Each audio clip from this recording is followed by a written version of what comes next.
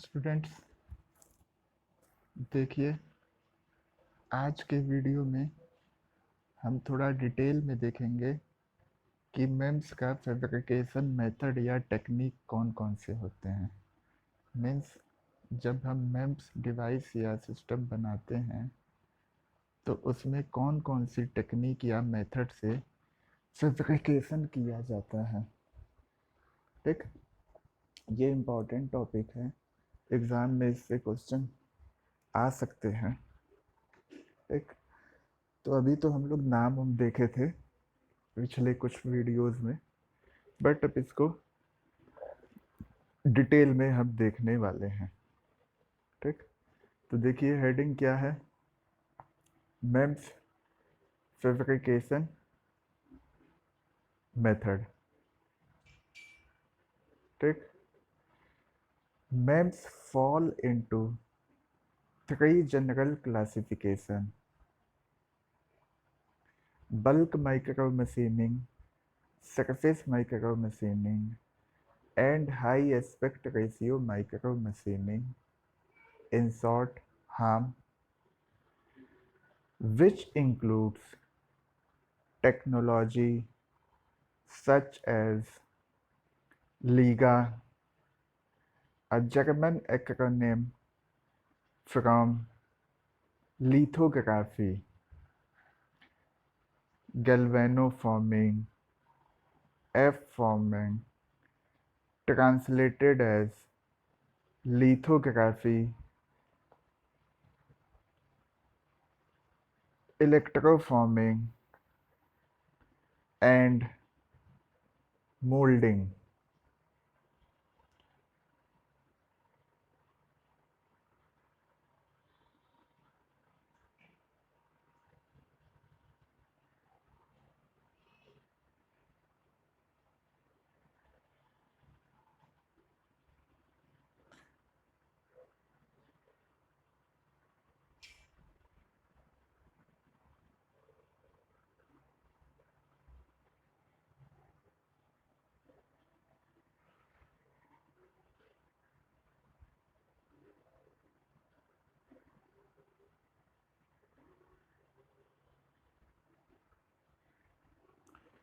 Memes जो है वो तीन सामान्य इनका क्लासिफिकेशन किया जाता है, या मेम्स जो है वो तीन जनरल क्लासिफिकेशन में आता है।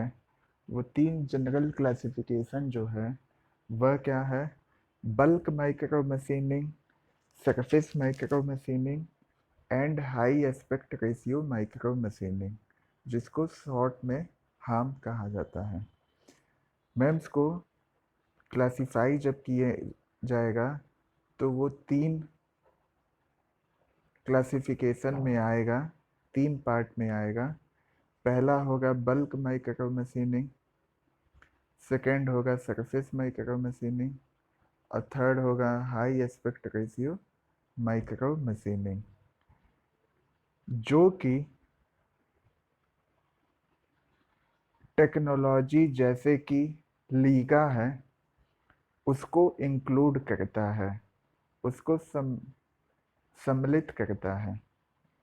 मेम्स तीन जनरल क्लासिफिकेशन में फॉल करता है: bulk micro machining, surface micro machining and high aspect ratio micro machining, in short HAM, which includes technology such as LIGA, जिसमें कि लीगा जैसी टेक्नोलॉजी को इंक्लूड किया जाता है। लीगा क्या है? लीगा एक जर्मन एक्रोनिम है जो कि बना है लिथोग्राफी से। लीगा क्या है?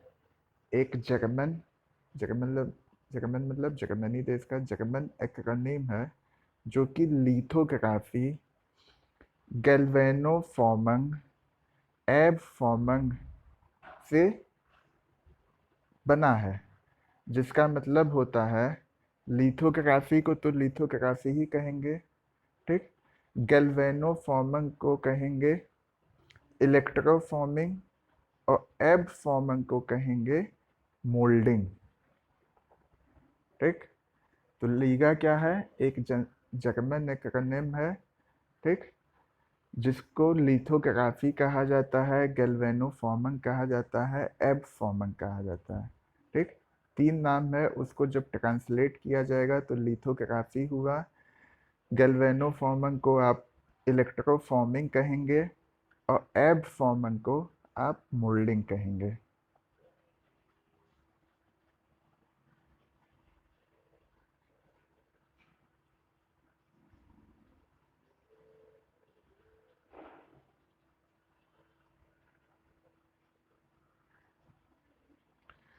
Conventional macro scale manufacturing techniques, example injection moulding, turning, drilling, etc.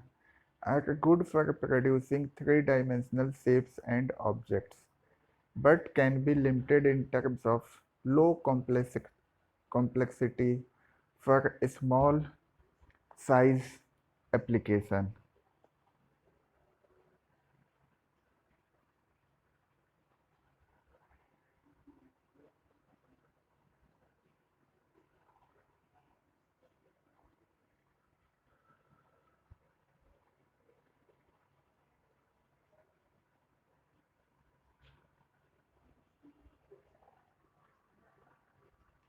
जो कन्वेंशनल जो परंपरागत मैक्रो स्केल बड़े पैमाने पे मैन्युफैक्चरिंग टेक्निक्स था, जो कन्वेंशनल मैन्युफैक्चरिंग टेक्निक्स था बड़े स्केल के लिए, जैसे कि इंजेक्शन मोल्डिंग हुआ, टर्निंग हुआ, ड्रिलिंग हुआ, एटसेट्रा, यह सब बहुत अच्छे टेक्निक थे, बहुत अच्छे टेक्निक थे मैन्युफैक्चरिंग के लिए, three dimensional shapes and objects के लिए।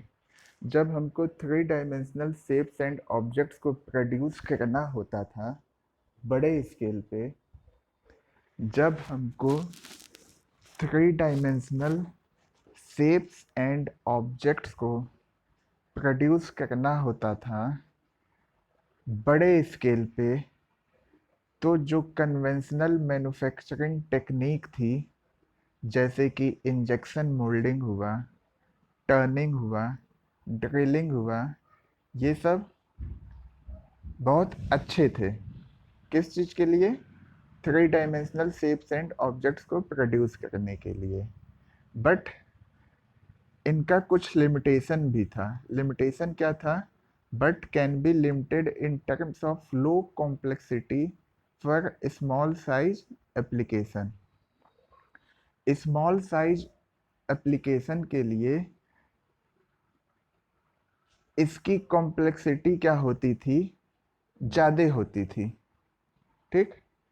मतलब ज़्यादा कॉम्प्लेक्स शेप होगा ऑब्जेक्ट का, और स्मॉल साइज का एप्लीकेशन होगा, तो उसमें ये जो कन्वेंशनल मैन्युफैक्चरिंग टेक्निक थी, जैसे कि इंजेक्शन मोल्डिंग हुआ, टर्निंग हुआ, ड्रिलिंग हुआ, ये आपका फेल कर जाता था। इसके कुछ लिमिटेशन हो जाती थी कॉम्प्लेक्सिटी के वजह से। MEMS fabrication, by comparison, uses high volume IC style batch processing that involves the addition or subtraction of two-dimensional layer on a substrate, usually silicon, based on photolithography and chemical etching.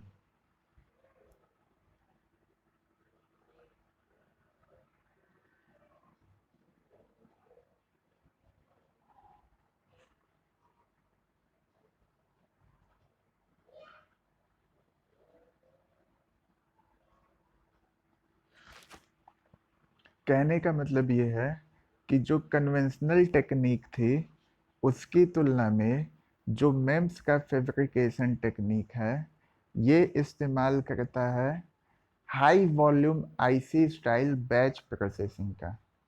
Memes fabrication में in comparison with conventional macro scale manufacturing technique, MEMS fabrication uses high volume IC style batch processing। MEMS fabrication में use होता है high volume IC style का batch processing, जिसमें कि addition या subtraction होता है टू डायमेंशनल लेयर का किसी सबस्ट्रेट पे। ठीक, जिसमें कि MEMS फैब्रिकेशन में high volume IC style batch processing का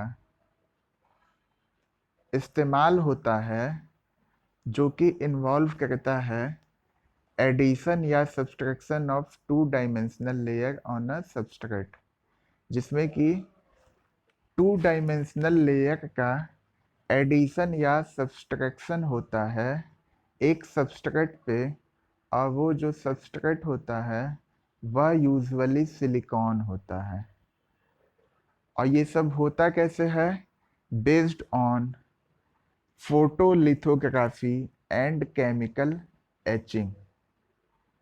मैं वापस से बता रहा हूँ, जो कन्वेंशनल मैन्युफैक्चरिंग टेक्निक्स थी बड़े स्केल पे गुड्स को प्रोड्यूस करने के लिए, ऑब्जेक्ट को बनाने के लिए, जैसे कि इंजेक्शन मोल्डिंग हो गया, टर्निंग हो गया, ड्रिलिंग हो गया, ये अच्छा था tech manufacturing technique three dimensional shapes और ऑब्जेक्ट्स को बनाने के लिए। बट इसके कुछ लिमिटेशन भी थे, जैसे कि स्मॉल साइज एप्लीकेशन के लिए कॉम्प्लेक्सिटी के टर्म्स में इसके लिमिटेशन थे। इसकी तुलना में जो मेम्स फैब्रिकेशन टेक्निक है या टेक्नोलॉजी है, वो क्या करता है, high volume IC style batch processing का इस्तेमाल करता है, जिसमें कि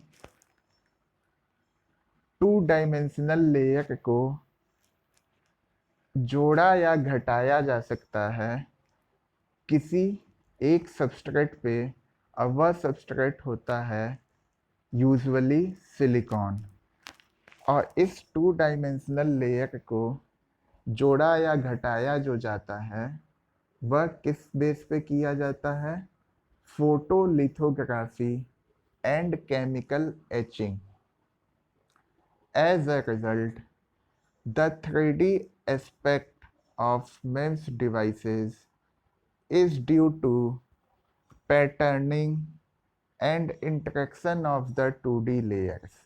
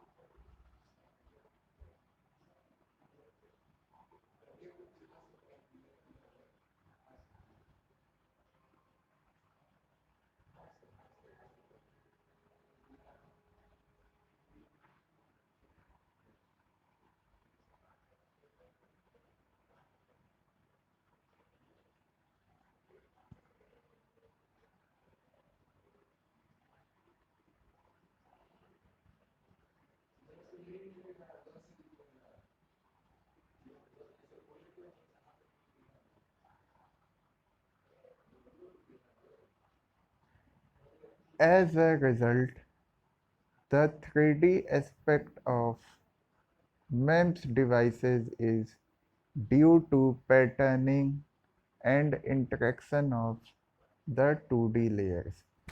इसके रिजल्ट में, इसके परिणाम स्वरूप जो 3D एस्पेक्ट है MEMS डिवाइसेस का, या पैटर्निंग और 2D लेयर के इंटरेक्शन की वजह से है। Additional layers can be added using a variety of thin film and bonding techniques, as well as by etching through sacrificial spacer layers.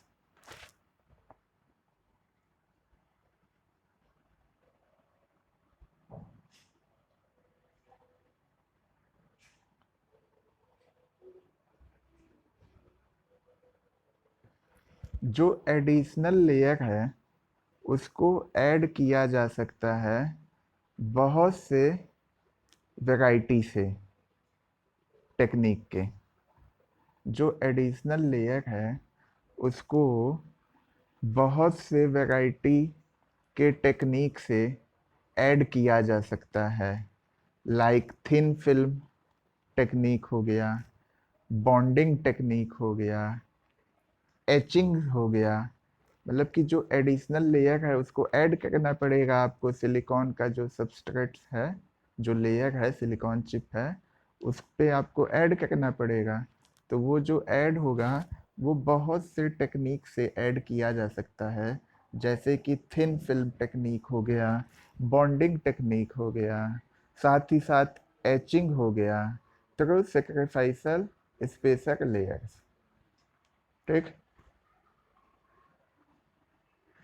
नीचे एक फिगर दिया है जो कि आपको शो करता है potential complexity of a MEMS system by the addition of independent structural layer. ठीक। नीचे के फिगर में मेम्स की पोटेंशियल कॉम्प्लेक्सिटी दी हुई है जब एडिशन होगा इंडिपेंडेंट स्ट्रक्चरल लेयर का। तो देखिए ये दिया हुआ है। ठीक। पहले में क्या है, सिंपल सेंसर है। ठीक। सेकेंड लेवल दिया है। ठीक।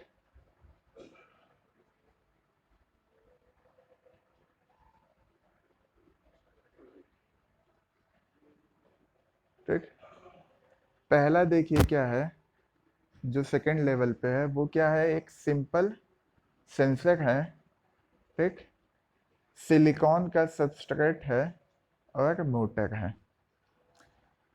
अगले में क्या है, एडवांस्ड सेंसर है, बट एक्चुएटर जो है वो सिंपल है।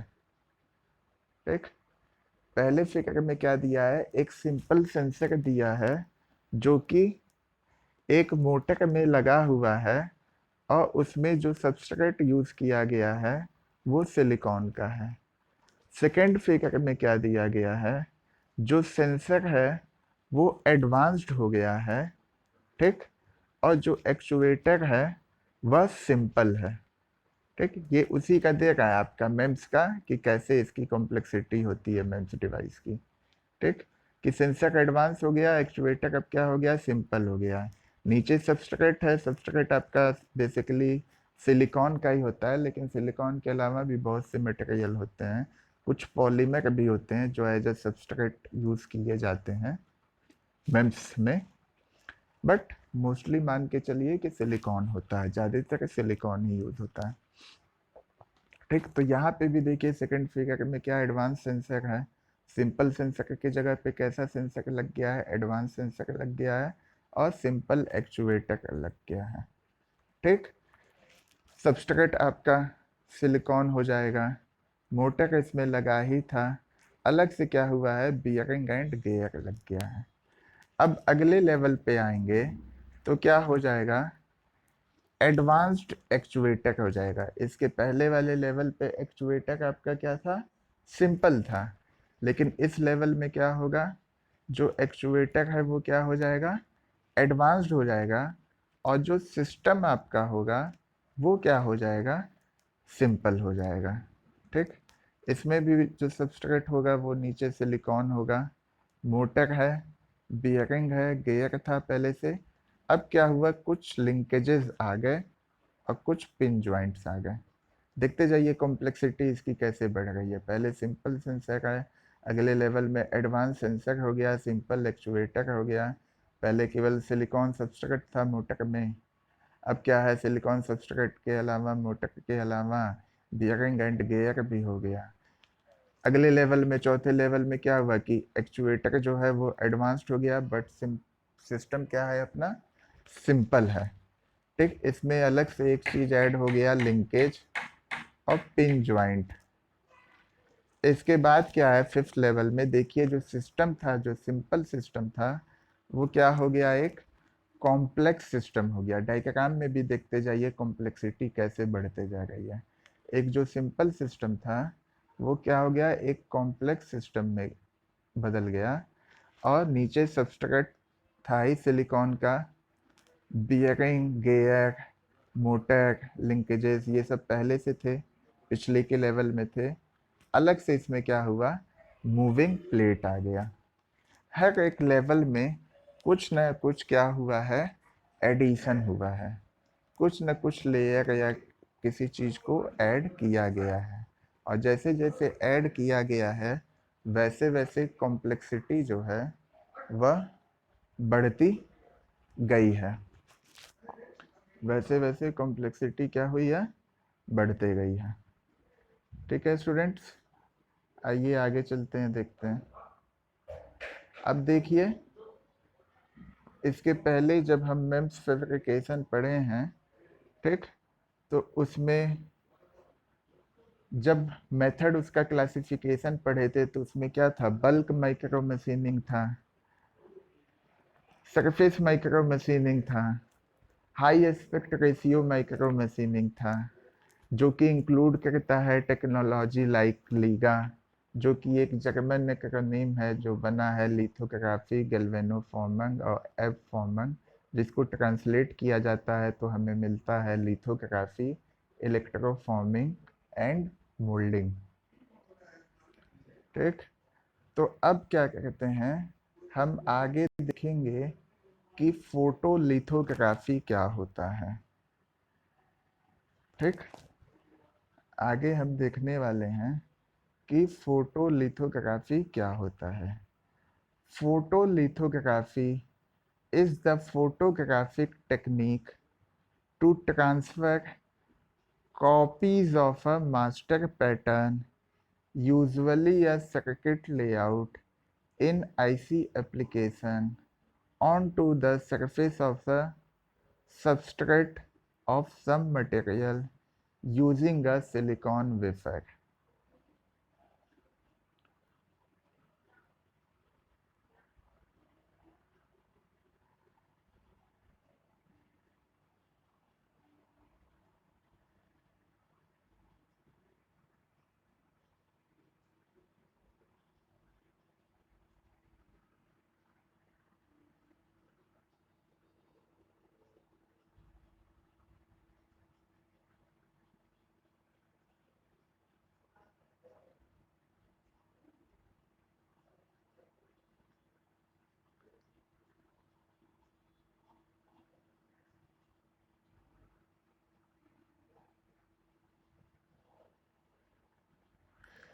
फोटोलिथोग्राफी क्या है, फोटोलिथोग्राफी क्या है, एक फोटोग्राफिक टेक्निक है ताकि जो मास्टर पैटर्न है उसके कॉपीज को ट्रांसफर किया जा सके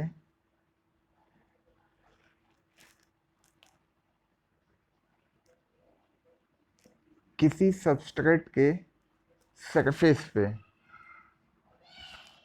ठीक, मैं वापस रिपीट कर रहा हूँ, ध्यान से सुनिएगा स्टूडेंट्स, क्या मैं कहना चाहता हूँ। Photolithography is the photographic technique to transfer copies of a master pattern, usually a circuit layout in IC application, onto the surface of a substrate of some material, usually a silicon wafer. Photolithography क्या है, एक photographic technique है जिसमें कि हम master pattern का जो copy है उसको ट्रांसफर करते हैं किसी सबस्ट्रेट्स के सरफेस पे।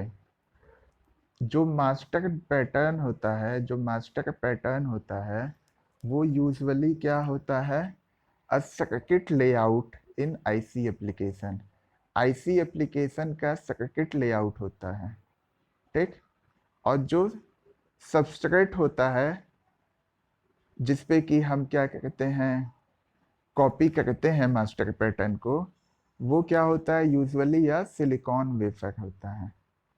फिर से मैं बताना चाहूँगा कि फोटोलिथोग्राफी क्या है, एक फोटोग्राफी टेक्निक है जिसमें कि हम मास्टर पैटर्न, जैसे कि एक सर्किट लेआउट आईसी एप्लीकेशन का, उसके कॉपीज को ट्रांसफर करते हैं किसी मटेरियल के सबस्ट्रेट के सरफेस पे, किसी मटेरियल के सबस्ट्रेट के सरफेस पे। जो सबस्ट्रेट होगा वो यूजुअली क्या होगा, एक सिलिकॉन वेफर होगा। ठीक, आगे देखिए क्या है फोटोलिथोग्राफी में। The substrate is covered with a thin film of some material, usually silicon dioxide in the case of silicon wafers, on which a pattern of holes will be formed.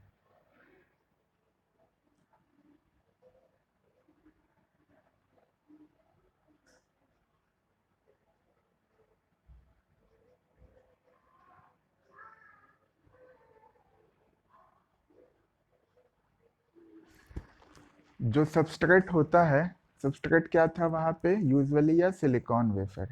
जो substrate होता है वो cover किया जाता है किसी material के thin film से। जो सबस्ट्रेट होता है उसको ढका जाता है किसी मटेरियल के थिन फिल्म से। ठीक, यूजुअली वो जो थिन फिल्म होता है वो क्या होता है, सिलिकॉन डाइऑक्साइड का होता है। किस केस में, जब हमारा सबस्ट्रेट मटेरियल जो है वो क्या है, सिलिकॉन वेफर्स है। मीन्स सिलिकॉन वेफर्स के केस में जो सबस्ट्रेट होगा उसको एक थिन फिल्म से ढका जाएगा। अब वो जो थिन फिल्म होगा वो सिलिकॉन डाइऑक्साइड SiO2 का बना होगा, जिसपे कि एक पैटर्न फॉर्म होगा होल का, छेद का। ठीक, वापस बता रहा हूँ, जो सबस्ट्रेट होगा वो ढका जाएगा थिन फिल्म से किसी मटेरियल के। ठीक, जो सबस्ट्रेट होगा उसको किसी मटेरियल के थिन फिल्म से ढका जाएगा।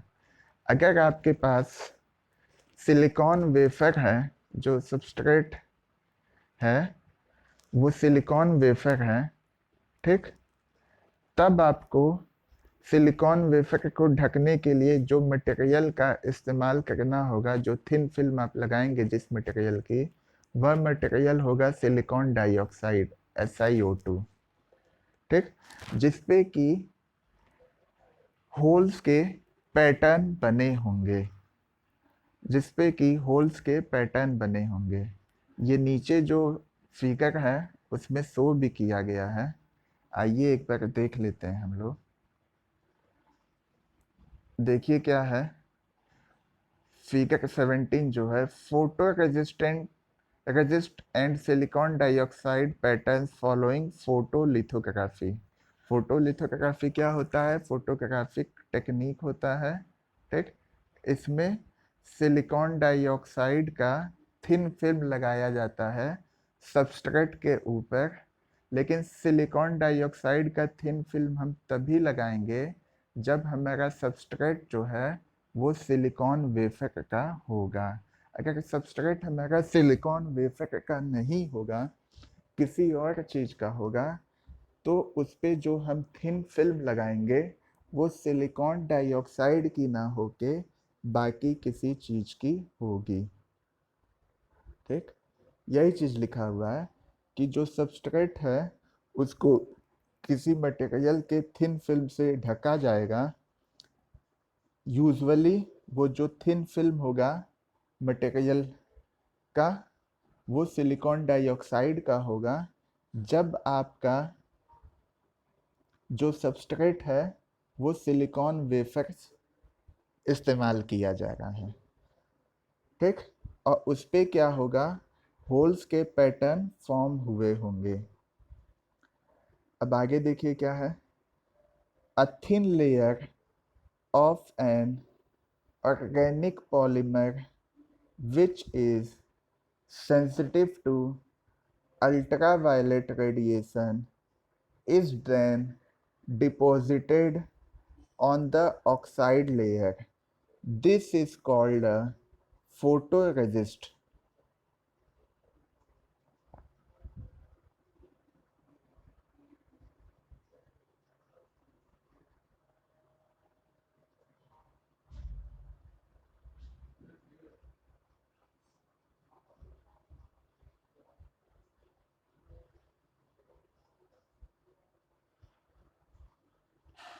क्या होगा, एक पतली layer, thin layer organic polymer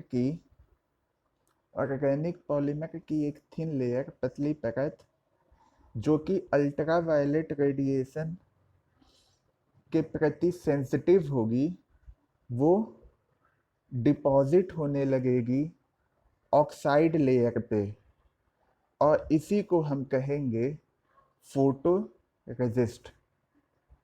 I am repeating, a thin layer of an organic polymer which is sensitive to ultraviolet radiation is then deposited on the oxide layer. This is called a photoresist. Organic polymer की एक thin layer, एक पतली परत जो होगी, जो कि ultraviolet UV radiation के प्रति सेंसिटिव होगी, वो डिपॉजिट होने लगेगी ऑक्साइड लेयर पे, और इसी को हम कहेंगे photo resist. A photo mask consisting of a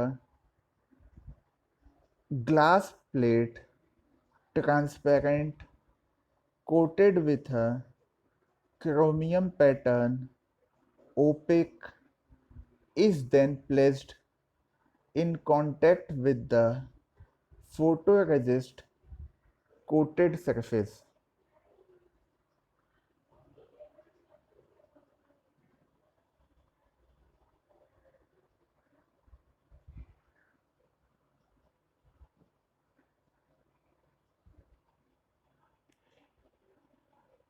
एक जो फोटो मास्क है, जो कि एक ग्लास प्लेट से कंसिस्ट होगा, और वह ग्लास प्लेट क्या होगा, ट्रांसपेरेंट होगा।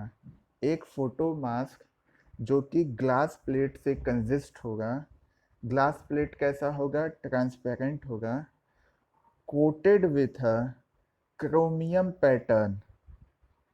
ठीक, एक फोटो मास्क होगा जो कि कंसिस्ट होगा ग्लास प्लेट से, ग्लास प्लेट कैसा होगा, ट्रांसपेरेंट होगा, coated with a chromium pattern. जो फोटो मास्क है, जो ग्लास प्लेट से कंसिस्ट है, वो क्या होगा, क्रोमियम के पैटर्न से कोटेड होगा, क्रोमियम के पैटर्न से उस पर कोटिंग की गई होगी, और क्रोमियम का पैटर्न जो होगा वो क्या होगा, ओपेक होगा। जो फोटो मास्क है उसमें ग्लास प्लेट होगा, और ग्लास प्लेट कैसा होगा, ट्रांसपेरेंट होगा, मतलब कि उस ग्लास प्लेट से एक साइड से दूसरे साइड तक देखा जा सकता है, और उसके ऊपर कोटिंग हुई होगी क्रोमियम की, क्रोमियम का पैटर्न होगा कोट किया हुआ, और वह कैसा होगा, ओपेक होगा। मीन्स ओपेक का मतलब क्या हुआ कि एक साइड से दूसरे साइड तक उसमें दिखाई नहीं देगा। इसको तब प्लेस किया जाएगा फोटोरेजिस्ट कोटेड सरफेस के कांटेक्ट से। A photo mask consisting of a glass plate, transparent, coated with a chromium pattern, opaque, is then placed in contact with the photoresist coated surface. एक फोटो मास्क जो कि transparent glass plate से consist होगा, उस पर coating की गई होगी क्रोमियम पैटर्न की, जो कि ओपेक होगा, उसको, किसको, फोटो मास्क को, जो कि ग्लास, ट्रांसपेरेंट ग्लास प्लेट से कंसिस्ट है और ओपेक क्रोमियम पैटर्न से कोटेड है, उसको प्लेस किया जाएगा फोटो रेजिस्ट कोटेड सरफेस के कांटेक्ट से, फोटो रेजिस्ट कोटेड सरफेस के कांटेक्ट से। The wafer is expose to the ultraviolet radiation transferring the pattern on the mask to the photoresist, which is then developed in a way very similar to the process used for developing photographic films.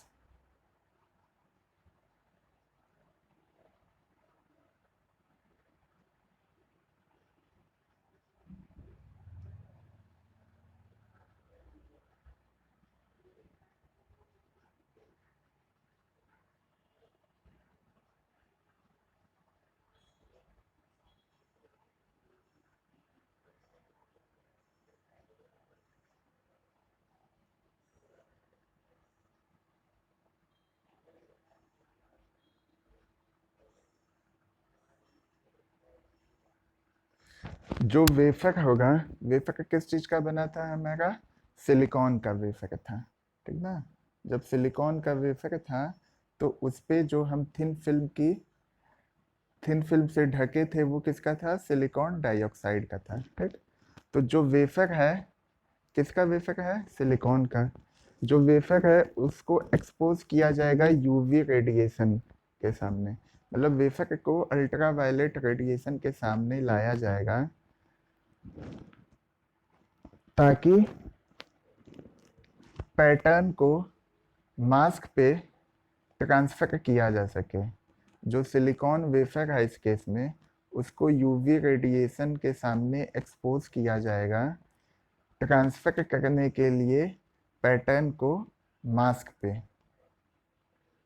ठीक, ताकि pattern को mask पे transfer किया जा सके to the photoresist which is developed in a way, ठीक, जो कि इस वे में डेवलप होता है, ठीक, very similar to the process use for developing photographic films. जो फोटोग्राफिक फिल्म्स होते हैं, जो फोटोग्राफिक फिल्म्स होते हैं उसको डेवलप करने के लिए जो प्रोसेस होता है उसी से मिलता जुलता ही यह भी प्रोसेस होगा, ठीक। जैसे हम लोग फोटो खिंचवाने जाते हैं, फोटो खिंचवाने के बाद फिल्म बनती है, तो फोटोग्राफिक फिल्म को डेवलप करने के लिए जिस प्रोसेस का इस्तेमाल होता है उसी से मिलता जुलता प्रोसेस यहाँ पे भी इस्तेमाल होगा। अब वह प्रोसेस क्या होगा कि जो सिलिकॉन का वेफर है उसको, सिलिकॉन का वेफर है इस केस में, बाकी आपका सिलिकॉन के वेफर के अलावा भी बाकी किसी चीज़ का वेफर हो सकता है, यहाँ पे सिलिकॉन का ही वेफर है। तो जो सिलिकॉन का वेफर है उसको क्या किया जाएगा, यूवी रेडिएशन के सामने एक्सपोज किया जाएगा, उसके सामने रखा जाएगा यूवी रेडिएशन में, ताकि जो पैटर्न है उसको ट्रांसफर किया जा सके मास्क पे, ठीक। उसके बाद फोटो रेजिस्ट प्रोसेस के लिए जो कि डेवलप होता है, जैसे कि हमारा फोटोग्राफिक फिल्म डेवलप होता है वैसे ही। The radiation causes a chemical reaction in the exposed areas of the photoresist, of which there are two types, positive and negative.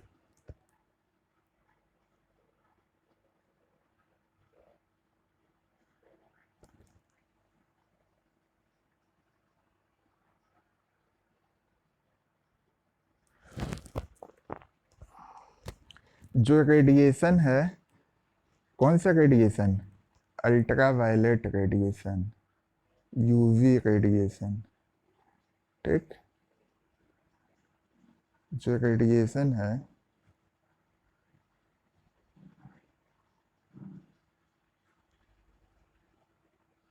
कौन सा रेडिएशन है? UV radiation. ठीक।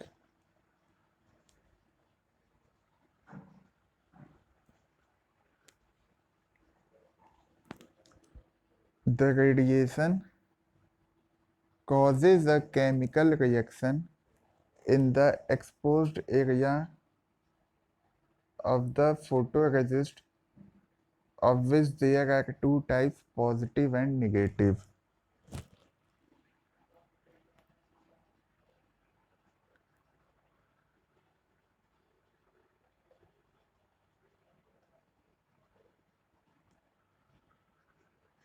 जो रेडिएशन है, जो अल्ट्रावायलेट रेडिएशन है, वो क्या करेगा? एक केमिकल रिएक्शन को स्टार्ट करेगा। कहाँ पे? एक्सपोज्ड एरिया में, उस जगह पे जहाँ पे जिस पार्ट को आपको यूवी रेडिएशन के सामने एक्सपोज किया गया है। तो रेडिएशन क्या करेगा? केमिकल रिएक्शन को कॉज करेगा, केमिकल रिएक्शन को स्टार्ट करेगा एक्सपोज एरिया में फोटोरेजिस्ट के। ठीक। और जो कि आपका दो टाइप का होगा, पॉजिटिव एंड नेगेटिव। जो रेडिएशन है वो केमिकल रिएक्शन को स्टार्ट करेगा एक्सपोज्ड एरिया में। क्यों? क्योंकि जो वेफर है, जो सिलिकॉन का वेफर है, उसको आप क्या किए थे? एक्सपोज किए थे अल्ट्रावायलेट रेडिएशन के सामने, यूवी रेडिएशन के सामने आपने एक्सपोज किया था। तो जो वेफर होगा, जो एक्सपोज होगा यूवी रेडिएशन के सामने, उस रेडिएशन की वजह से एक केमिकल रिएक्शन होगा एक्सपोज्ड एरिया में फोटोरेजिस्ट के। और ये जो फोटोरेजिस्ट है यह दो टाइप का होगा, पॉजिटिव एंड निगेटिव। यह जो फोटोरेजिस्ट है यह दो टाइप का होगा, positive and negative. Positive photoresist is strengthened by UV radiation, whereas negative photoresist are weakened.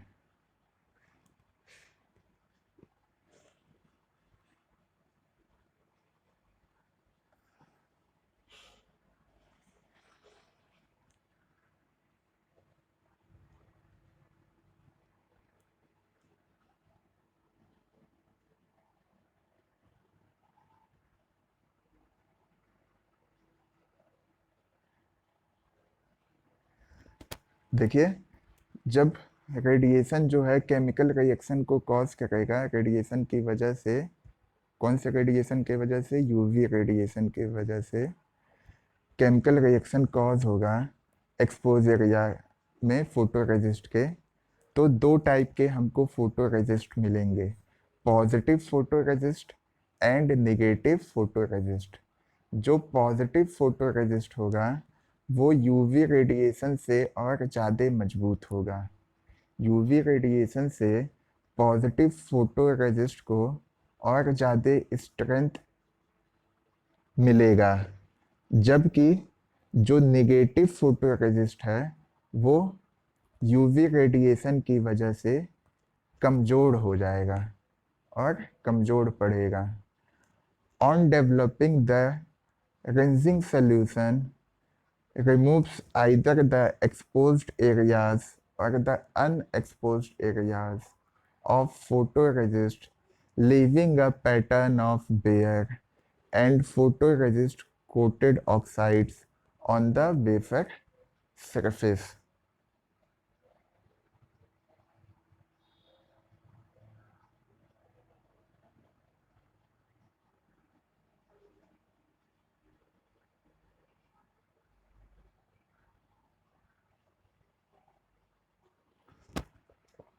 जब रिंजिंग सोल्यूशन को डेवलप किया जाएगा या किया जा रहा है, ठीक, जब रिंजिंग सोल्यूशन को बनाया जाएगा तो यह रिंजिंग सोल्यूशन क्या करेगा?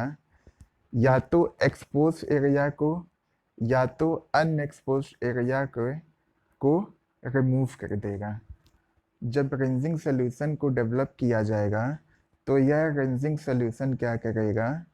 फोटोरेजिस्ट के एक्सपोज्ड एरियाज को या फोटोरेजिस्ट के अनएक्सपोज्ड एरियाज को रिमूव कर देगा, हटा देगा, और एक खाली नंगा पैटर्न और फोटोरेजिस्ट कोटेड ऑक्साइड जो कि वेफर सरफेस पे होगा, इसको छोड़ देगा। I am repeating, on developing the rinsing solution,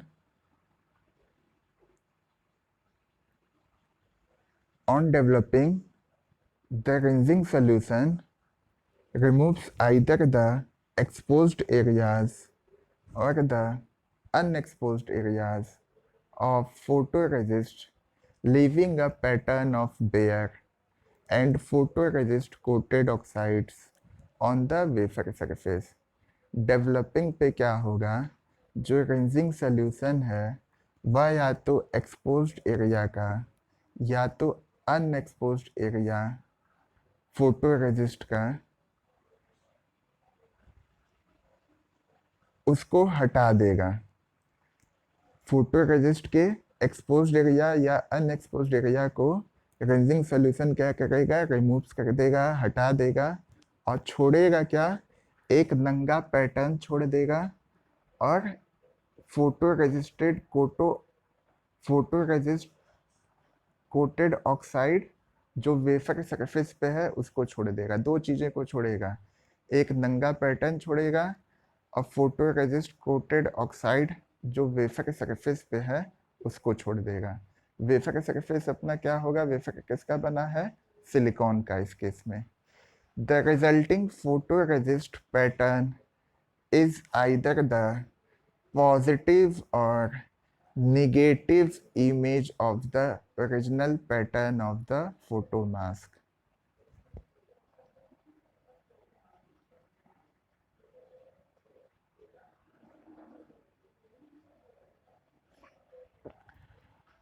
जो परिणाम स्वरूप हमको फोटोरेजिस्ट पैटर्न मिलेगा वह या तो पॉजिटिव होगा या निगेटिव इमेज का होगा, किसके, ओरिजिनल पैटर्न के फोटो मास्क के।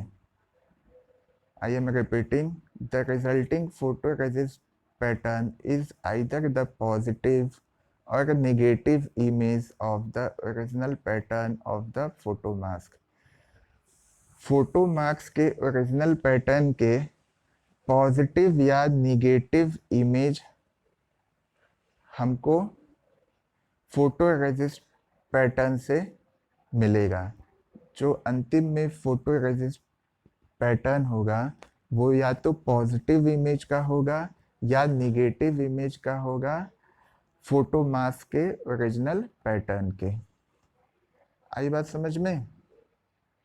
तो ये था आपका स्टूडेंट्स फोटोलिथोग्राफी। ठीक, अब फोटोलिथोग्राफी है क्या, मेम्स फैब्रिकेशन मेथड है। मेम्स फैब्रिकेशन मेथड में, मेम्स फैब्रिकेशन टेक्निक में एक जो टेक्निक है वो क्या है, फोटोलिथोग्राफी। ठीक ठीक, इसमें अभी आगे भी है, इसको हम लोग स्टूडेंट्स कंप्लीट कर लेते हैं। ठीक, टॉपिक को। ठीक, यहाँ तक हो गया। अब आगे क्या है, a chemical usually hydrochloric acid is used to attack and remove the uncovered oxide from the exposed areas of the photoresist.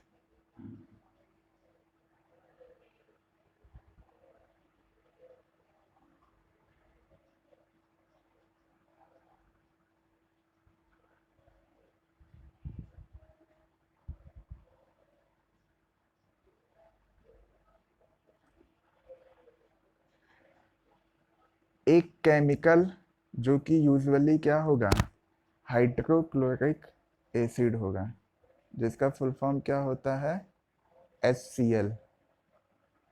ठीक, एक केमिकल यूजुअली वो केमिकल क्या होगा, हाइड्रोक्लोरिक एसिड होगा, HCl होगा, उसको यूज किया जाएगा अटैक करने के लिए और फोटोरेजिस्ट के एक्सपोज्ड एरिया से अनकवर्ड ऑक्साइड को हटाने के लिए।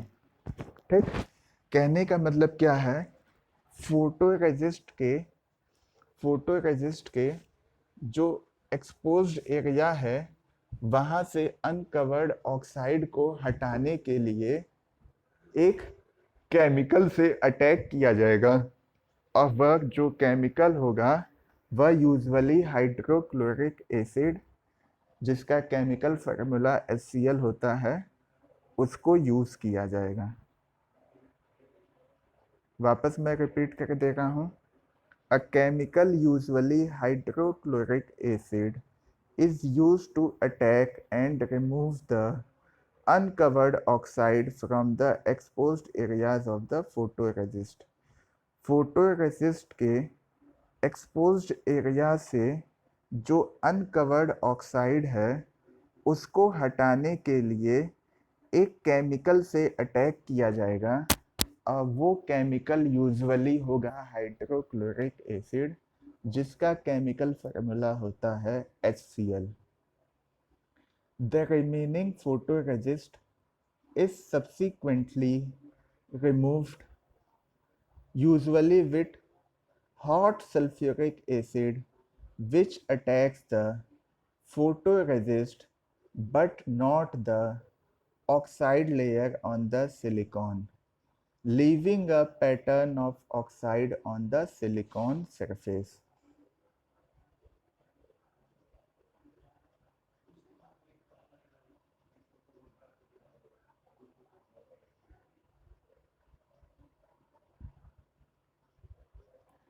जो बचा हुआ फोटोरेजिस्ट होगा उसको भी सब्सिक्वेंटली हटा दिया जाएगा। ठीक, जो अनकवर्ड ऑक्साइड था एक्सपोज्ड एरिया में उसको तो हम हटा दिए थे HCl के अटैक से। ठीक, अब उसके अलावा जो बचा हुआ फोटोरेजिस्ट है उसको भी सब्सिक्वेंटली हटा दिया जाएगा।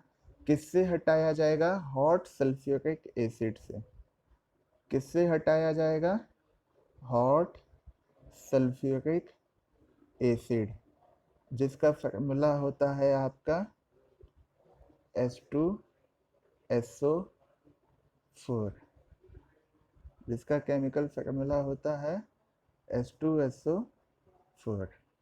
ठीक, तो बचा हुआ जो फोटोरेजिस्ट है उसको भी सब्सिक्वेंटली हटा दिया जाएगा। किससे? हॉट सल्फ्यूरिक एसिड से, हॉट H2SO4 से, जो कि क्या करेगा? अटैक करेगा फोटोरेजिस्ट पे। जो बचा हुआ फोटोरेजिस्ट है उसी को हमको हटाना है, तो बचे हुए फोटोरेजिस्ट को सब्सिक्वेंटली हटा दिया जाएगा। किसकी हेल्प से? हॉट सल्फ्यूरिक एसिड की हेल्प से, मतलब हॉट H2SO4 की हेल्प से। ये जो हॉट H2SO4 होगा ये क्या करेगा? अटैक करेगा फोटोरेजिस्ट पे, but not the oxide layer on the silicon. ये जो हॉट H2SO4 है, हॉट सल्फ्यूरिक एसिड है, ये फोटोरेजिस्ट पे अटैक करेगा, लेकिन सिलिकॉन का जो ऑक्साइड लेयर है उस पे अटैक नहीं करेगा। सिलिकॉन के ऑक्साइड लेयर पे H2SO4 जो हॉट है वो अटैक नहीं करेगा, या केवल अटैक करेगा फोटोरेजिस्ट पे। और ये सब होने के बाद क्या होगा? ऑक्साइड का एक पैटर्न छूट जाएगा सिलिकॉन के सरफेस पे। ऑक्साइड का एक पैटर्न छूट जाएगा सिलिकॉन के सरफेस पे। The final oxide pattern is either a positive or a negative copy of the photomask pattern and serves as a mask in the subsequent processing step।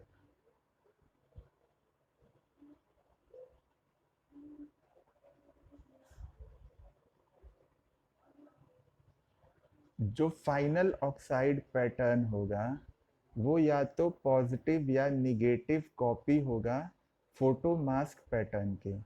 जो final oxide pattern होगा वो positive या negative copy होगा photo mask pattern के, और ये सर्व करेगा mask के रूप में आगे के प्रोसेसिंग स्टेप्स में। आगे के प्रोसेसिंग स्टेप्स में यह क्या करेगा, मास्क के तौर पे सर्व किया जाएगा। अब इस पैराग्राफ को एक बार फिर से स्टार्ट करते हैं और एक लाइन में समझाते हैं ताकि आपको ईजिली इसको कंक्लूड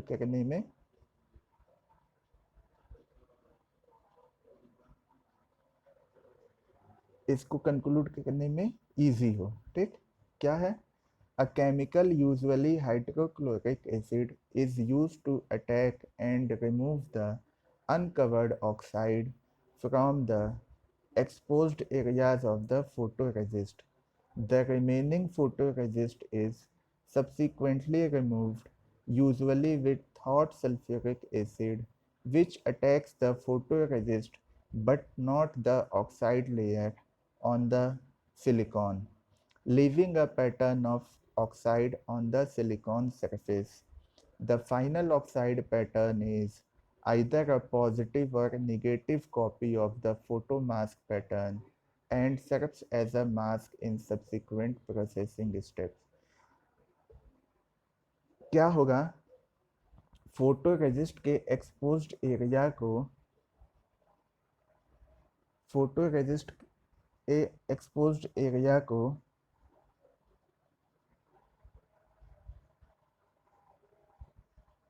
ऊपर जो अनकवर्ड ऑक्साइड है उसको हटाया जाएगा एक केमिकल के अटैक से, और वो केमिकल यूजुअली होगा हाइड्रोक्लोरिक एसिड, जिसका केमिकल फार्मूला है HCl। जो बचा हुआ फोटोरेजिस्ट है उसको भी आगे हटाया जाएगा, किसकी सहायता से? हॉट सल्फ्यूरिक एसिड के सहायता से, जिसका केमिकल फार्मूला होता है H2SO4। इसमें क्या होगा, जो बचे हुए फोटोरेजिस्ट हैं इसको हटाने के लिए हॉट सल्फ्यूरिक एसिड का अटैक किया जाएगा फोटोरेजिस्ट पे। हॉट सल्फ्यूरिक एसिड अटैक करेगा फोटोरेजिस्ट पे, लेकिन सिलिकॉन के ऑक्साइड लेयर पे वो थोड़ा भी अटैक नहीं करेगा। ये सब होने से क्या होगा, हमको ऑक्साइड का एक पैटर्न मिल जाएगा सिलिकॉन सरफेस पे। सिलिकॉन सरफेस पे हमें ऑक्साइड का एक पैटर्न मिल जाएगा। जो फाइनल ऑक्साइड पैटर्न होगा वो या तो पॉजिटिव होगा या निगेटिव कॉपी होगा, किसके? फोटो मास्क पैटर्न के। जो फाइनल ऑक्साइड पैटर्न होगा वो या तो पॉजिटिव कॉपी होगा या निगेटिव कॉपी होगा फोटो मास्क पैटर्न के, और इसको आगे के प्रोसेसिंग स्टेप के लिए मास्क के रूप में भेज दिया जाएगा। At this point MEMS diverges from traditional IC fabrication.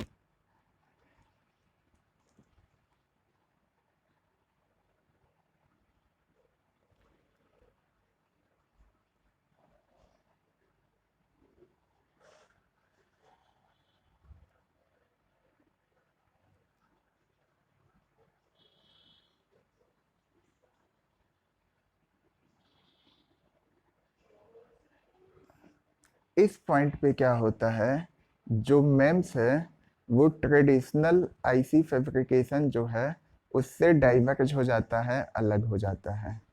कैसे अलग होता है ये देखिए आगे के लाइन में दिया हुआ है। इस पॉइंट पे क्या होगा, MEMS जो होगा वो ट्रेडिशनल जो आईसी फैब्रिकेशन टेक्निक है उससे अलग हो जाएगा। क्या अलग हो जाएगा? In processing IC devices, the oxide pattern serves as a mask during the doping of the wafer with impurities such as boron or phosphorus that alter the local conduction necessary for microelectronic devices.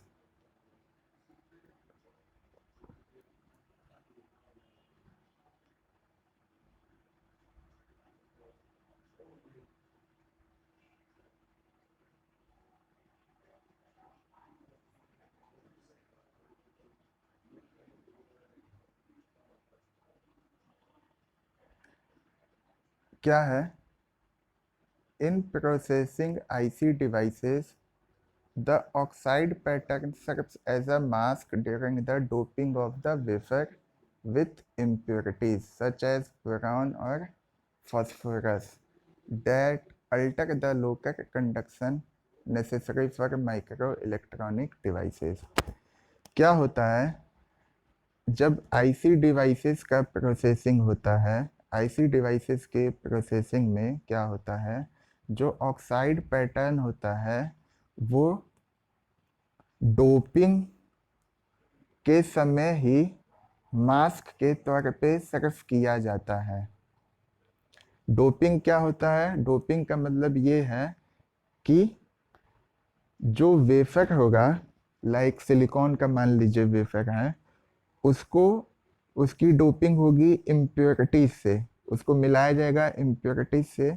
वो impurities जैसे कि boron और phosphorus हुआ, और ये क्या करेगा, local conduction को बदल देगा, जो कि जिसकी आवश्यकता होती है, जो कि जरूरी होता है माइक्रो इलेक्ट्रॉनिक डिवाइसेस के लिए।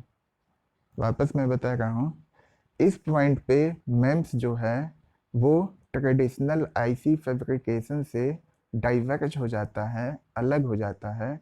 कैसे हो जाता है, आईसी डिवाइसेस के प्रोसेसिंग में क्या होता है, जो ऑक्साइड पैटर्न होता है वो मास्क के तौर पे सर्व किया जाता है डोपिंग के वक्त।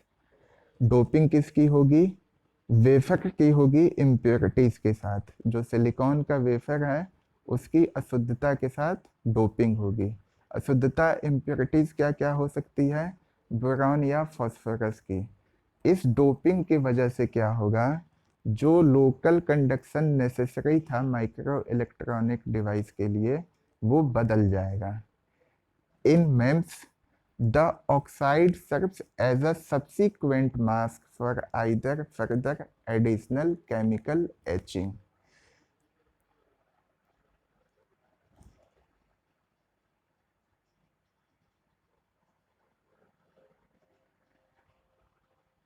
MEMS में क्या होता है, जो ऑक्साइड होता है वो सब्सिक्वेंट मास्क के लिए सर्व किया जाता है, या तो फर्दर एडिशनल करना हो केमिकल एचिंग के द्वारा, creating deeper 3D pits or new layers on which to build further layers resulting in an overall 3D structure of device। ठीक, क्या होगा, मेंस में जो ऑक्साइड है वो सब्सिक्वेंट मास के तौर पे सर्व किया जाएगा, या तो आपको आगे एडिशनल केमिकल एचिंग करनी हो ताकि गहरा 3D पिट्स बनाया जा सके, या नए लेयर पे करना हो जिसपे कि आपको आगे और ज़्यादा लेयर बनाना है, जिसके परिणाम स्वरूप ये 3D स्ट्रक्चर और डिवाइस हमें मिल जाता है। आई बात समझ में स्टूडेंट्स?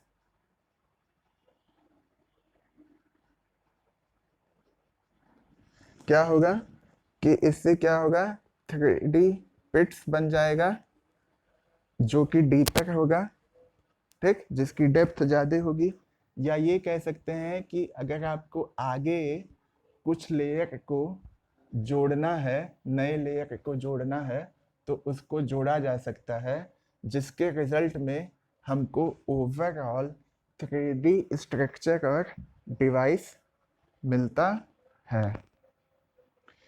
तो ये हो गया स्टूडेंट्स आज के वीडियो में मेम्स फैब्रिकेशन मेथड। हमने आज के वीडियो में क्या पढ़ा है, मेम्स फैब्रिकेशन मेथड। ठीक, जैसे मेम्स जो टेक्नोलॉजी या टेक्निक है, इसमें फैब्रिकेशन के लिए बहुत से मेथड होते हैं। ठीक, उसमें से कुछ मेथड हमने पढ़ा है, जिसमें कि बताया गया था स्टार्टिंग में कि मेम्स जो है वो उसका 3 जनरल क्लासिफिकेशन होता है। Bulk micro machining, surface micro machining, high aspect ratio micro machining, हाँ, जो कि टेक्नोलॉजी का यूज़ करता है लीगा का, कि जो लीगा जो है एक जर्मन एक्रोनिम है जिससे बना है अपना लिथोग्राफी, गैल्वेनोफॉर्मन और एफ फॉर्मन। एल आई से लिथोग्राफी हो गया, जी से गैल्वेनोफॉर्मन हो गया और ए से एफ फॉर्मन हो गया। इसको जब हम ट्रांसलेट करते हैं तो हमको क्या मिलता है? Lithography, electroforming and moulding. ठीक, तो इससे यहाँ पे हम लोगों ने मेम्स का फैब्रिकेशन मेथड इस वीडियो में स्टडी किया है। उसी में से एक जो टेक्निक हमको मिला था वो क्या था? Photo lithography. ये फोटोलिथोग्राफी क्या है? फोटोग्राफिक टेक्निक होता है ताकि हम मास्टर पैटर्न के कॉपी को क्या करें? मटेरियल के सरफेस पे या सबस्ट्रेट के सरफेस पे ट्रांसफर कर सकें। जो सबस्ट्रेट होता है वो यूजुअली क्या होता है? सिलिकॉन वेफर होता है। ठीक, तो इस पे हमने बहुत अच्छे से स्टडी किया है, डिस्कशन किया है कैसे फंक्शन होता है, फोटोलिथोग्राफी क्या होती है ये अच्छे से जाना है। तो उम्मीद है स्टूडेंट्स आपको आज का ये वीडियो अच्छे से समझ में आया होगा। इस वीडियो में इतना ही। नेक्स्ट वीडियो में हम देखेंगे माइक्रो मशीनिंग के लिए कौन कौन से मटेरियल्स होते हैं। Okay, thank you.